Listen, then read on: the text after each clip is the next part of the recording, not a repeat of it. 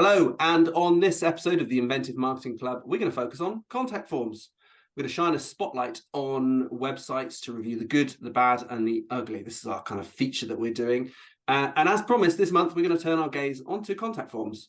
We're going to look at whether they're easy to find, whether they're user-friendly, and are they interesting to look at? Do they have some style? So, Claire, you've picked out a few for us to look at. What's the first one we're going to take a look at? So I thought we'd look at Alton Towers, picking out sort of names that I think people are quite familiar with. And I was a little bit surprised with this contact form for a company that's so playful and sort of colourful like it is on its landing page. Yeah, it is. It's really, there's a lot going on here. It's really nice. The contact form. The contact form was simple. Yeah, really simple and quite plain. So if we can find it. Let's try and find it. So I think it's up here, isn't it? In Contact Us. And then we're here to help. That's great. Fantastic. And then I think they've split this help section into different bits. So help with a visit, a short break. But actually where there's a contact form for us to look at is on this feedback section here. So it opens up a new window. I'm not quite sure why it does that. I guess they just don't want you. It's on a different domain. Yeah, it's on a slightly different domain. That's why they've opened up in a separate place. They don't want you to lose access to the Alton Towers website. But from what you were saying, it's actually quite a bit boring and plain, isn't it? Looking at this, it was an exciting homepage. You've got a lot of fun. Maybe for this visit, it's all about feedback. It's all about helping give them feedback on this particular on your visit. Would you want to remind them of that visit? I think. Yeah, definitely. And there just seems to be a lot of dead space, which is one of my pet hates, really, contact forms. Well, you know what? I like space, but when you've got this form over to one side, I'm expecting to see something on the other side. There is an example later on of a form, one of the forms, I can't remember which, but it sits in the middle. And that seems fine to me because it's sitting in the middle, it's sort of dominating that middle space. Whereas it's sat over to one side, so we're expecting to see something on the right. Why can't we put a picture of some happy children or adults getting splashed with water, as they're going through something, a reminder of your visit. And maybe even those happy smiley faces will give a positive spin or an even more positive spin to your feedback. That's the way I think about it. Yeah, or just reducing the flow of the contact form and having it sort of spread across that section that we can see in front of us. So you're talking about splitting it into almost two columns. Two columns so that you can see where the end of the contact form is, because at this point we don't know how long this is going to be. No, you don't know what you're in for. It actually is quite a long form. Also, the title of the form, Submit a Request. I mean, that's not particularly exciting. If we go back and look at the page that we came from, it's feedback on a visit. That's what you're presenting here. Yeah, actually, now we're talking about submitting a request, which doesn't relate to the information they're filling out. So it's a bit, it's not really joined. I don't think there's no joined up sort of flow from those pages. It's also got a pet hate of mine here, Claire. I really hate this when I see a subject field on. You've got a simple form, and actually this isn't a simple form, but you've got often a simple form, your name, email, and then subject and message, like it's an email. I mean, if you're going to go to that level of just actually having a contact form that's like an email, I think better off just having an email. We're far from the days of, yes, we still get spam from websites, but we can filter that out pretty well, or we can obfuscate that email. But actually, just have an email on there, let people email you. If you're going to have a form, I think it should have purpose. And I'm not sure in this case what subject means. What do they actually want me to put in here? This is a feedback request. I'm giving them maybe some positive or negative feedback on my experience. What does subject mean? Do I have to make up a title for this, or can I just focus on the description and my feedback? Sorry, I get a bit upset when I see a subject field.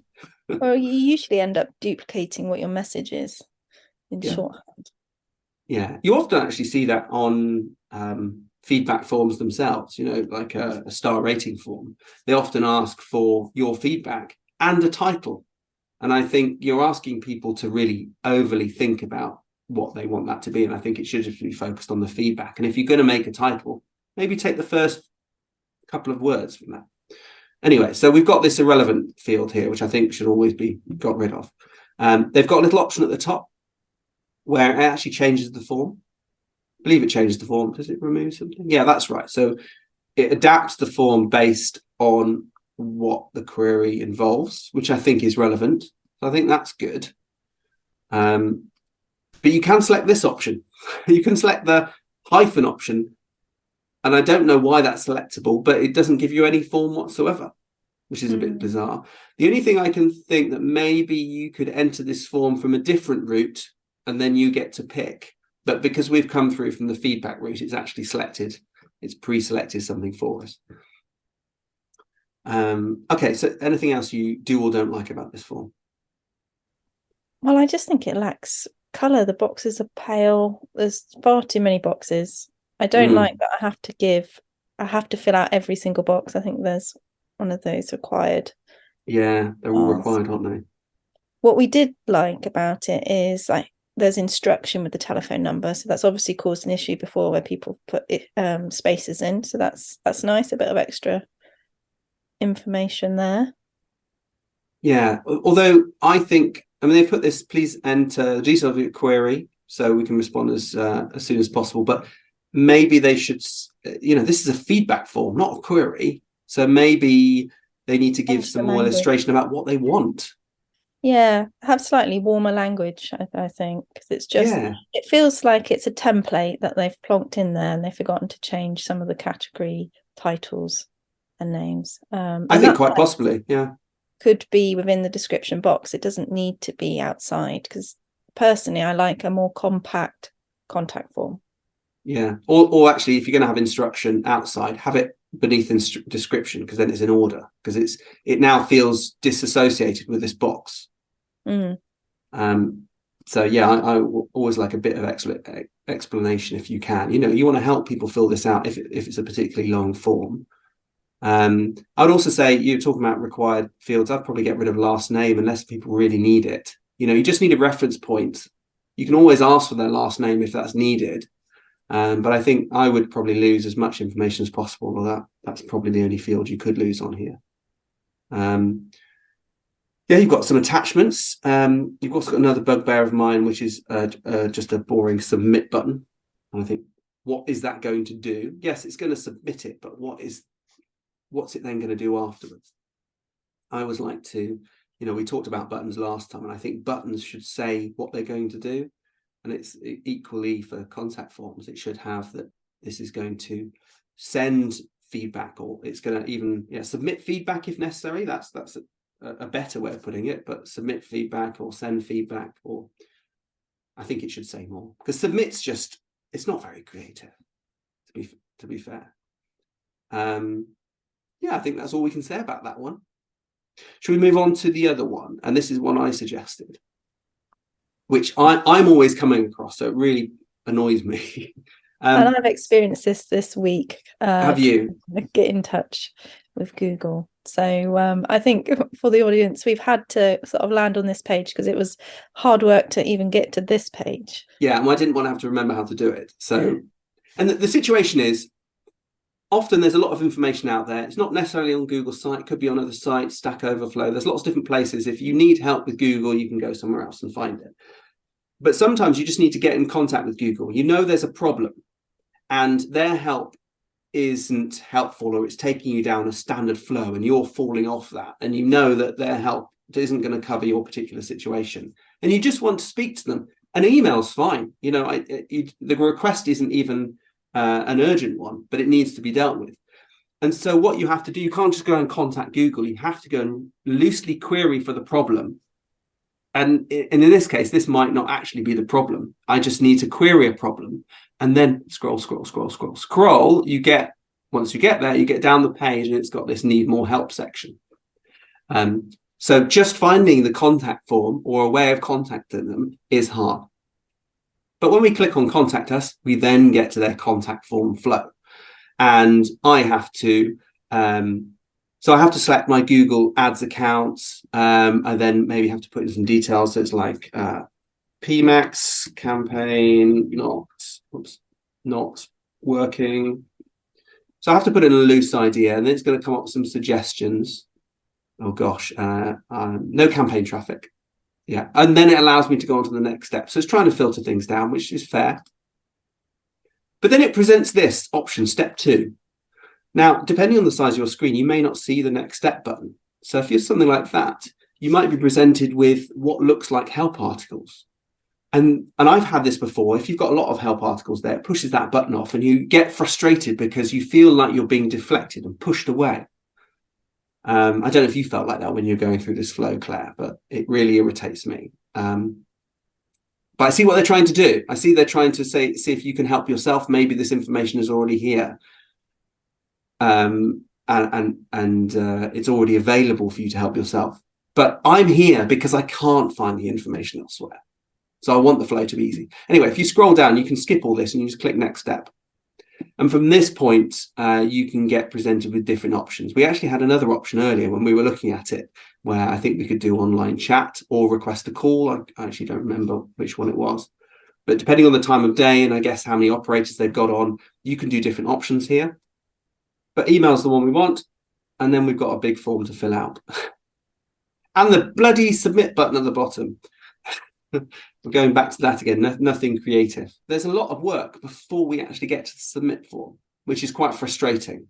So you're not in a good mood when you then need to fill out all of these details. And I appreciate you have to give them some context for this, but maybe they could get to this form quicker. Maybe they can lead you through it in a nicer way. Sometimes I'm not going to go and add details into these forms, but sometimes as you add more details, more forms appear in line, and that can be a bit frustrating as well. And I've been through this process many times, and it does work. Once you submit it, you do usually get a hold of someone by email and you can contact them. So it does work. It's just frustrating. What about you, Claire? When you went through this process, what frustrated you? It's just the length and the sheer quantity of it, because sometimes if you're not quite sure how to explain your problem or what your problem is, you just know that you need to talk to someone. This sort of forces you down this funnel, and like you say, you can kind of get sort of pushed off down to rabbit holes and you end up going around in circles, and then you can't get back to the page that you wanted to get to, which is a real peeve of mine when it comes to contact forms. But it does work. I mean, it works as a contact form. But I agree with you. It's a trial to get here. Then it's a lot of information to be filled out. And there's a few distractions along the way. It's not... Yeah. I know why they want you to sort of self-help, but sometimes it's just too distracting. Yeah, and they've got lots of different options here where I think they're trying to be helpful in that. How can we contact you? Is it by phone or email? Which would you prefer? What sort of time would be best to reach you? It's visually quite plain, isn't it? And all the text is quite small, and it's an effort. It's a definite effort to get through this form. On purpose, maybe they're trying to do that to try and put you off contacting. Yeah, it's quite possible that it's deliberate. Yeah. I did notice, I don't know if they've got on here. Actually, you have to add it in the section above where you have to add your ads account. If the question isn't related to ads, it is in this case, but if it wasn't and it's related to Google Analytics, I still have to put in the ads account. And I have one, so I can do that. But other people might not, and it's going to be very frustrating. Then what do they do in that case? So, and I've not gone down that rabbit hole because I've never needed to.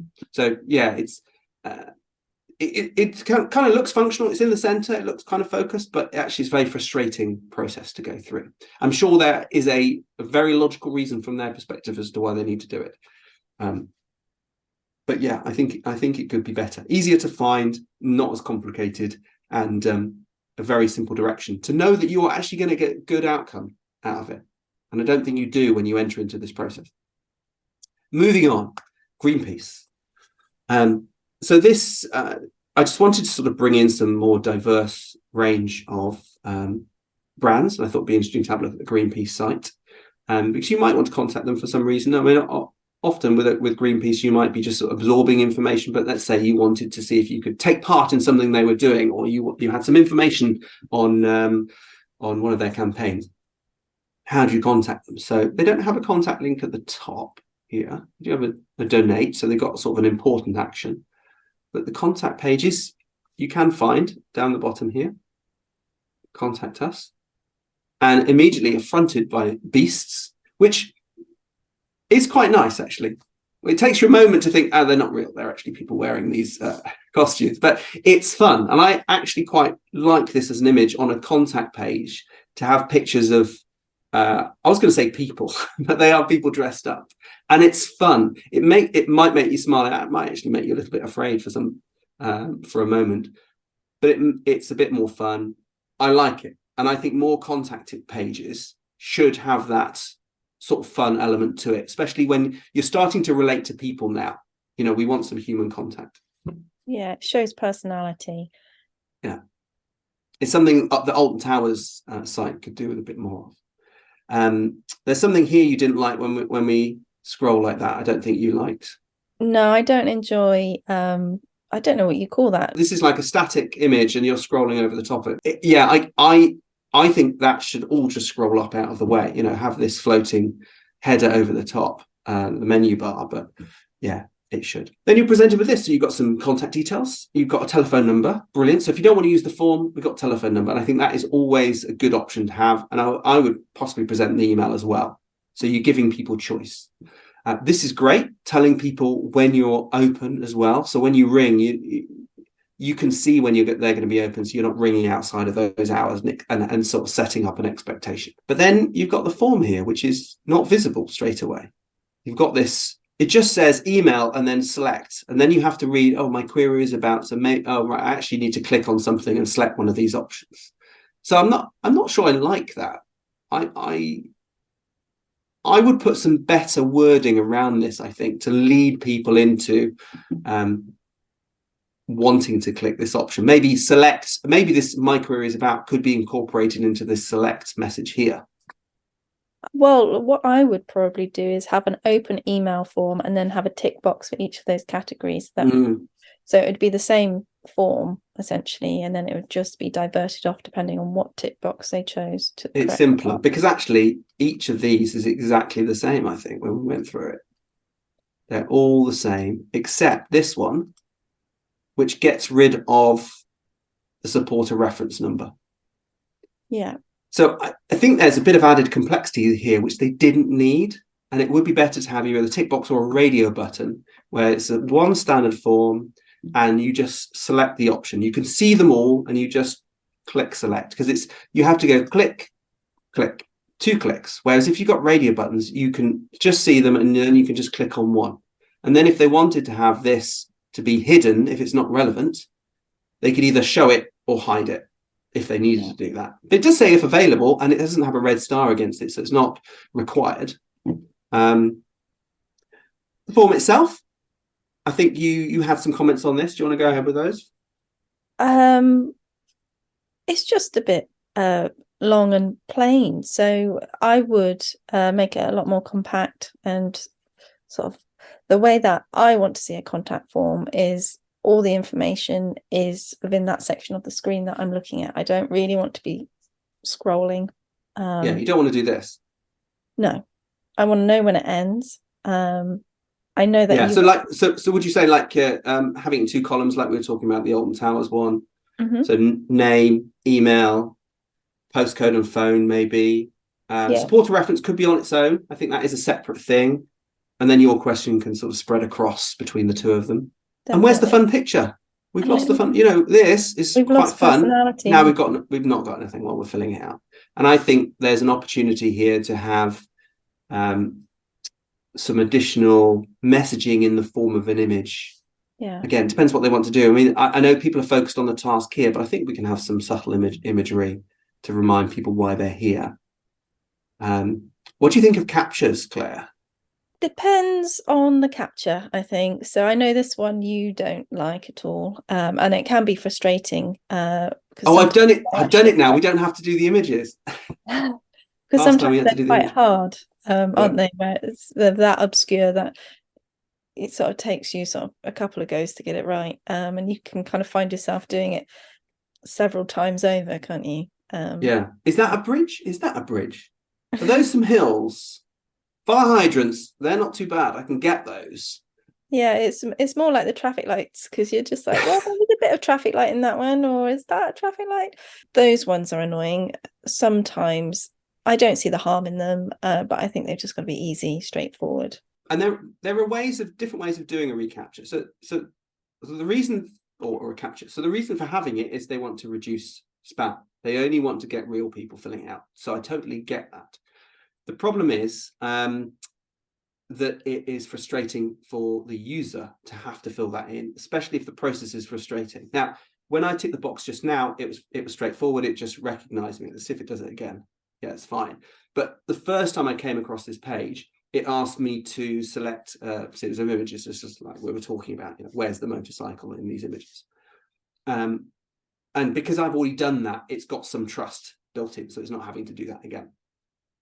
But there are other ones you can get. There's ones where they make you do maths questions, very simple maths problems, and I don't want to do that. I much prefer the captures where they are using other metrics. So with Google can detect your behavior online to understand if you're a real person. And then they can use that knowledge when you come across a page where a capture is needed. They can just automatically verify without you having to do anything. And I really like that process. And it just means that the form won't submit if that recapture isn't relevant. You can present an error at that point, and that's completely transparent to the user. So that's always a good one to do. And I know Cloudflare, I've not used it, but Cloudflare have their own capture system where you do just tick a box, and at that point it will do the verification, but it doesn't ask you to do anything else. It's just tick this box and then it does the checks that it needs to do in the background. I know the form system we use, Ninja Form, they've got a built-in what they call a honeypot, and it's basically a field that you can't see. It's a hidden field and shouldn't be filled in ever. But when you've got spam bots looking through the fields, they will just fill it in with something, and therefore Ninja Form knows that if that's filled in, that's spam, and it just discards it. So captures, that actually covers most cases. Captures are used if you really have people maybe using JavaScript to fill out the forms or something more advanced. And again, we've got the submit button at the bottom. It doesn't say anything else. I think you had a comment before when we were talking about it. It's in the center. It's not aligned with the rest of the form. It seems separate to the form. Yeah. I mean, overall, it's fine. As a form, it's functional. It works. I just think it could be improved. We better move on. So one I suggested was Binnit. So this is a client where we actually took over their website, but didn't really redesign it. The design was actually quite nice, but it was on a platform that was very fixed. So we've basically brought it forward and migrated everything over to WordPress. So actually, I'll admit this quote form, although I think we've improved it, was already in place. So if I click on quote up the top here, and this is a bit of a hybrid between two things. It's a hybrid of a bit of self-service for the visitor to get a price, a rough estimate, but it's also got a contact form in it as well.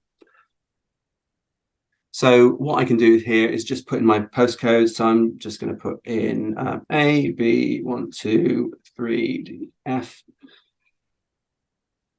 So you put in a postcode, you select what type of business you are, and it's actually using Ninja Form, if I remember rightly.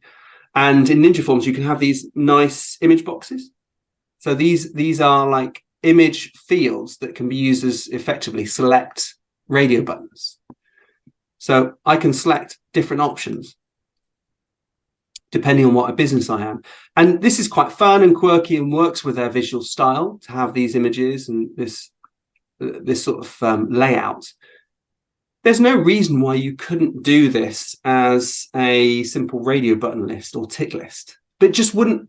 This is much more fun. It's much more clear. It's much more, especially considering there isn't much on the page. It fills out the page a bit better as well.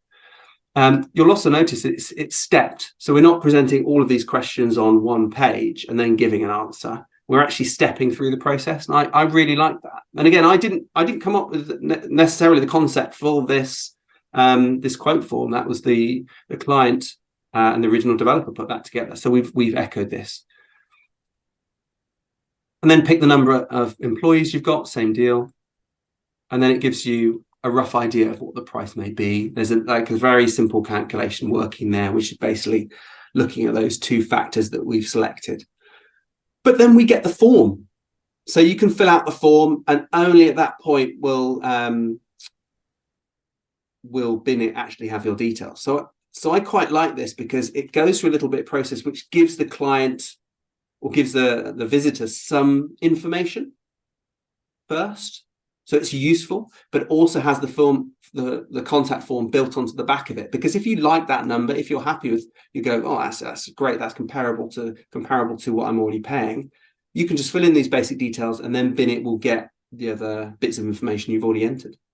So yeah, on the company side, it filters out the people that the service isn't appropriate for. So yeah, so that's a good point. Actually, I didn't think of it like that. It's a good filter for the form, because a lot of people want they may have an RFQ or quote form where as a more focused way of people contacting them rather than just a generic contact form. But the problem is people fill that out and then they just send that form, and then the sales team will contact them back with a quote. And you're quite right, by having this here, it acts as a really good filter, that only the people who are interested in working with Binnit and know the price, they've got an expectation of price, will fill this out. I'm actually wondering if we could probably improve the confirm button here. So rather than it just say confirm, we could have send my details for a quote, or some short version of that, or maybe even have a little message above. I mean, it's not too bad. At least, we've got the question here, if you'd like to know more, get in touch, fill out the details and confirm, but we could probably improve that a little bit. Yeah, I like the colours as well. It's blue and orange. A lot of the contact forms you see are grey and on sort of plain background, so the boxes do pop out, and the chunks of colour do draw your attention. So yeah, I like the form is nice and clear, isn't it? And you've got the actual fields are built into the form, so they're not taking up extra space. So I like the process, and there's a few things here I like the process, but one of them is also stepping through. So we're not having to fill out the form all in one go. We're actually just leading people through, and really there's not many steps in this at all. Yeah. Although, how do you feel, Claire? Because you were saying with the Google one that you actually like to see the end of it. How do you like the fact that you don't know how many questions you've got? Well, I think they've got the right balance that you get to the end quite quickly. It's how many steps was that? Three steps. It was postcode, size, and type. So really not many questions. And I think visually it's stimulating enough to keep you within that flow. I think if they were ungraphical, and it was just words, then I think it would feel a bit more arduous. But because there's a playfulness in the hand-drawn illustrations, you're kind of wondering where you're going with it. This final page, I like that all the information is in one section of the screen. I'm not scrolling, and it just provides clear, clean communication. Yeah, I like it. And I think you can always improve forms, but I think this is a really good first one. Moving on, so this is another client of ours. We didn't design the site, but we are working with them and supporting them. But one of the things I really like is, if we just want to contact them, contact us nice and clear. It's like a bold button on the top right here, and it takes us to a really nice page. I think you particularly like the color of it, the clarity. Yes, I think dark mode really helps focus attention. Yeah, and it's got, we've got like a bit of a call to action there. It's quite positive. We've got some basic contact details next to the contact form, and I always like to see those two together and allow people some choice without saying, how would you like to contact us? Do you want to email? Do you want to? No, just present them clearly and people can just choose. We're not having to click through. We have got submit button. Might have to work on that one. But I think in terms of fields, it's reasonably straightforward. They're nice and clear in terms of what people can fill out there. This is actually a relatively new website for them. So what you could probably do in the future is have more specific contact forms depending on this is just a sort of general contact form, but depending on if you are you want to apply for a job, or you've got a particular project request, or you need some support, so you could tailor the contact form for that. And I think there's certainly here in terms of message, I think you could put some more prompt in terms of what you want people to fill out there. But because it's a generic one and it was getting it live quickly was the priority, this is where we start. But the clarity of it, it's so nice. It's easy to get to and easy to see and fill out, I think. I think that's where it wins, really. I think almost when you're looking at these contact forms, you've got a series of almost checklist items that you need them to have. And if you've got a contact form that is not only dull, difficult to find, and too many fields, you're losing people at each stage. And really, with contact forms, you need to make them easy to find and simple to fill out, especially if you want people to do that. I think that's let's move on to question, isn't it? Whether people want to be contacted. Yes, I as I was saying that, I was like, yeah, there is a caveat to that. But you know what? Just I think this is something we should talk about on another Focus On session. But it's like, how do people like to be contacted, or companies like to be contacted? Do they hide it away? What options do they present? I know we're looking at just the contact form here, but there's loads of other ways you can contact companies. And actually, is just the telephone and the contact form changing? Are there other options? So I think we should definitely look at that next time.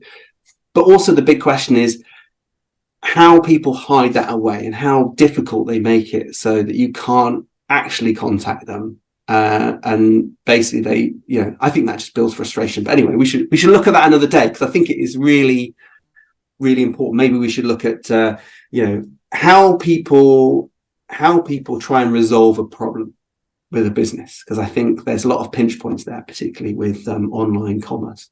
Yeah, well, when I was doing the research for this, it was surprising how many sites don't have a contact form. So yeah, definitely we'll pick that up another time. Yeah, no, interesting to discuss why and whether it's actually a benefit in not having one. Our final one is Part Display. I must say we didn't build this site, but I do manage it for them. And I just wanted to show this because actually there's a few changes we did make to this site to improve it. And while it's not perfect, I must admit, it's better. And there's a few core things I wanted to talk about. So first of all, on Part Display, if we just start off on their homepage, it's generally easy to find them. So you've got two options here. They both go to the same place, but one is an icon of an email, so it's a sort of a contact symbol, and the other is Get in Touch. So either of those go to the same place. And then we don't have to choose a form or not. They're both on the same page here. We've got a call to action, why they should be doing that, telephone number, and the form. So we've got options. You can either call or you can fill out the form. Depends what you want to do, because are you in a rush? Do you need to speak to someone right now? Or you've got this idea, you're searching for an exhibition stand, you just want to put your details in there and get someone to call you back. Originally, this form was quite dry. So it didn't have this nice smiley face of Max here. It was just basically contact us with a bit of information. I think it had a briefing template first, and then the contact form was actually down below. So the contact form was somewhere down here below all the other details. So what we did is sort of rearranged it round. So you had both the telephone number and the contact form on the same page at the same time. So the contact form was at the top. The main idea for me was to increase conversions, because I didn't want people to have to look for it. So we brought it up the top, and it did increase conversions. More people could see the contact form. One of the other things we did is actually made this sort of project details. I think the title for this field was just project details. That's all it said. And for me, it's like, if I have an exhibition stand as a project, what information do you want from me? Do you just want me to put, please call me to discuss? Or do you want me to put in where I'm exhibiting, what my budget is? I don't know. And while this isn't perfect, and I can't easily adjust this form, it's very simplistic, what we could do is at least put some prompt in there. So we put project details, let us know the show you're attending, the size of stand and the budget, etc.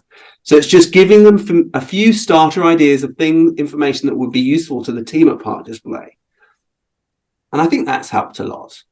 That works really well. And I think also having the box description within the box rather than as a title just compacts the form. It just makes it a lot cleaner.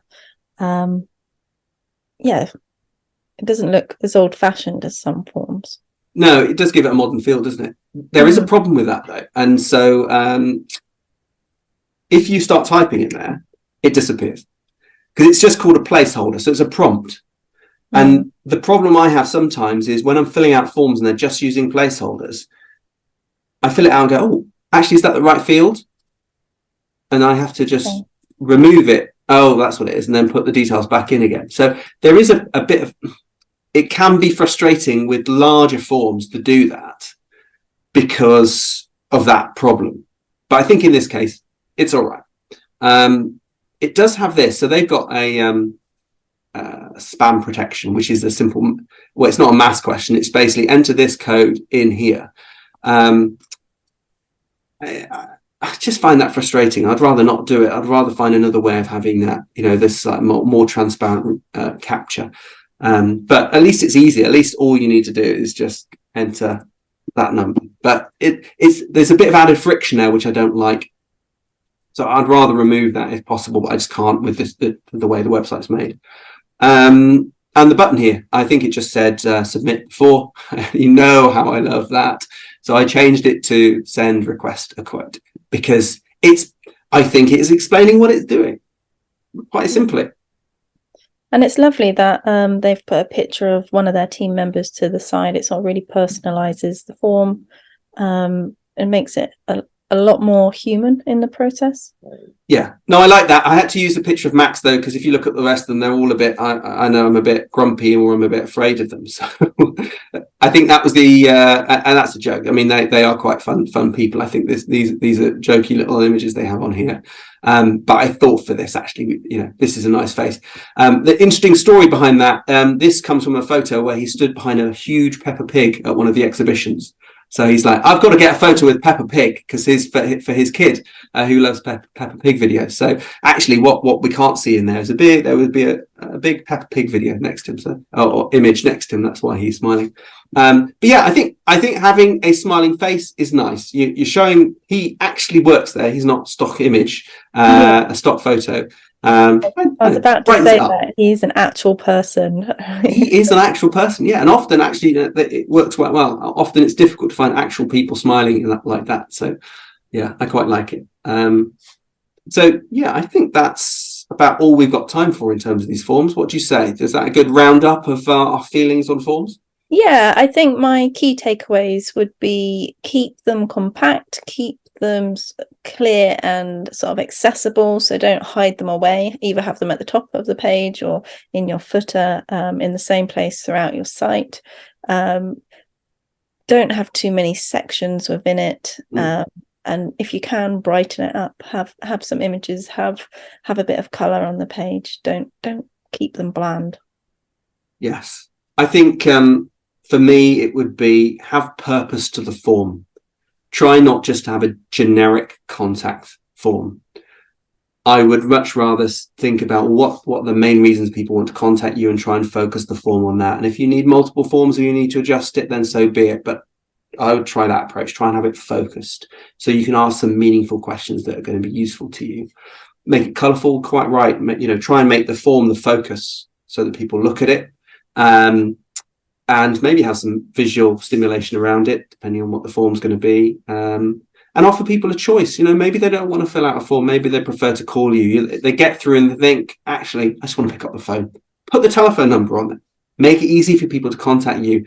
And if you don't like people contacting you, make your software easy to use. Don't have a great business process.